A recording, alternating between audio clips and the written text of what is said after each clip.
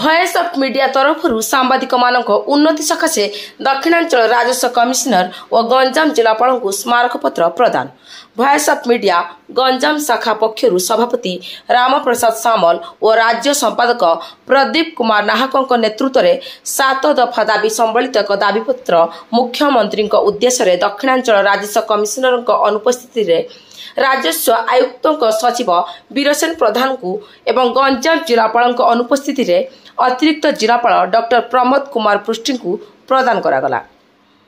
संघर राज्य कार्यकारिणी सदस्य अरुण कुमार गौड़, प्रसन्न कुमार दास, राज्य सह संपादक अश्विनी कुमार पट्टनायक, गंजाम सह संपादक डॉक्टर नृसिंह प्रसाद पाढ़ी, सदस्य अमित महापात्र, के त्रिलोचन पात्र, माधव नंद दास, विनय कुमार पाढ़ी आदि उपस्थित थिले। अतिरिक्त जिलापाल गंजाम जिलार कार्यरत सांबादिक समस्या विषय पुंखानुपुंख आलोचना करथिले।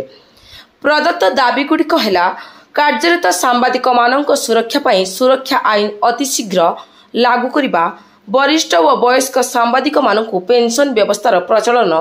राज्य रे सरकार अधिस्वीकृति कमिटी गठन करी जिला ठारू ब्लॉक स्तरीय सांबादिक मानक